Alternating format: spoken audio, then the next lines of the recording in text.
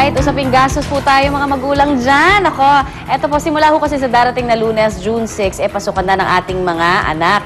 At lalong-lalo na yung mga estudyante ho sa public elementary at high school.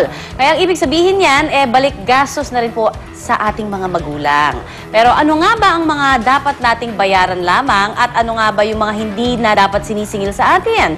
Yan naman po ang ipapaliwanag ng ating kapuso sa batas na si Attorney Gabby Concepcion. Good morning, Attorney Gabby. Good morning din sa'yo. Okay, kasi ngayon... What a way to start the week, gastos ka agad. Hindi, dapat pinag-uusapan para ma-budget na, di ba, next week. Pero particular tayo dun, syempre mga magulang, yung mga binabayaran sa school. Ano nga ba yung mga dapat lang nating binabayaran? At ano nga ba yung mga miscellaneous na dapat hindi na? Well, of course, kung yung mga anak po natin, katulad po ng anak ni Connie, nasa private school, medyo nakatali po ang mga kamay natin sa mga kailangang bayaran kasi nga malaki ang freedom at leeway ng mga private school na mag-charge ng kung ano-anong fees, yung mga creative fees, energy fee, aircon fee, diba? Aside from the tuition fees. Pero sa mga nasa public school po, tandaan po ninyo na mahigpit na ipinagbabawal ang pangongolekta ng kahit na anumang mga out-of-pocket costs, lalo na sa panahon ng enrollment. Ang gusto po kasi ng ating pamahalaan, maengganyo ang mga magulang na papasukin ang mga bata sa eskwela at tinatanggal ang kahit na anumang balakid para dito, katulad nga kung marami silang babayaran at the start of the year. Kaya po tandaan, bawal ang pangongolekta ng mandatory fees sa pagbukas ng classes at during enrollment. Bawal. Lalo na nung mga nasa grades 1 to 4. Oo. Pati naman yung mga nasa grade 5 and 6, pero yung mga fees na maaaring kolektahin, katulad ng Parent-Teacher Community Association, Red Cross, Boy Scouts at Girl Scouts, at meron ding anti-TB fee. Pero maaari lamang po itong kolektahin later on in the school year. Siguro mga second month, di ba? Medyo maglubay-lubay muna sila. Habang bumibili kasi ng mga school supplies, di ba? So next time na yan. Yung Boy and Girl Scout fees po, hindi dapat mag-exceed ng 50 pesos kada estudyante. Yung anti-TB fee naman po ay 5 piso. Yung mga school publication fees, lalo na para sa mga nasa high school, hindi po dapat lumampas ng 90 pesos para sa high school. Para sa elementarya naman po ay 60 pesos. Although of course, kung magbibigay po ang mga magulang natin, okay din, pero bawal po ang pilitan, voluntary, at hindi po mandatory ang mga fees na to.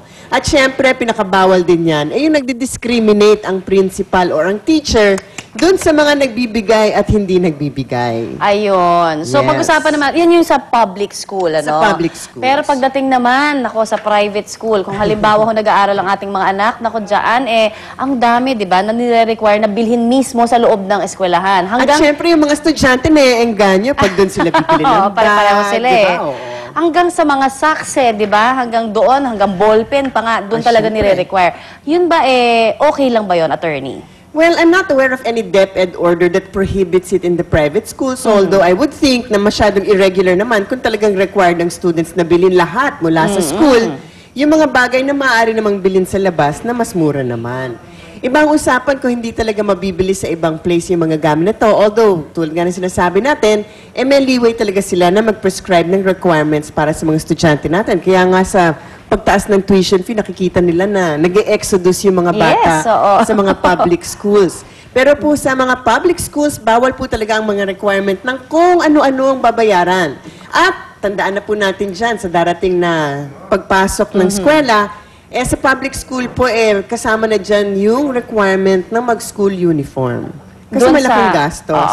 Pero di ba, attorney, hindi naman nire-require sa public school Sa public schools nga, hindi na required para sa mga bata ang mag-uniform. Yes. Pero of course, simple at saka hindi naman sila jeprox pag pumasok sa eskwela, di ba?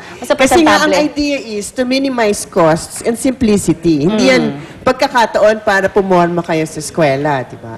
Pati yung school ID, actually, kung mag-i-issue ng school ID, gastos yan ng eskwela, hindi yan dapat i-charge sa mga estudyante at saka sa mga magulang. Alright. So, marami na naman tayong natutunan kay attorney. At para dun sa mga, syempre, kailangan magsumbong, ano po pwede nilang gawin? Well, they should report to the DepEd, whether it's yung school superintendent in the region or dumiretso na kayo sa Maynila. Kasi nga, yung katulad nung, aside from collecting mandatory fees at kung ano-anong fees, yung mga nagtitinda ng mga tosino, wales, kasi nga napipilitan yung mga estudyante na bumili or pag Ay, hindi sila oo, bumili. parang against ang them, feeling oo. nila at saka nagkakaroon ng favoritism yung Ayan. teacher sa kung sino ang suki nila, di So ba? talagang bawal naman So yun. kung meron pong ganyan, magsumbong po kayo sa DepEd kasi po maaaring makasuhan ng kasong administratibo ang teacher or principal or school officer na concerned. nag-a-allow noon. Yes. Oo.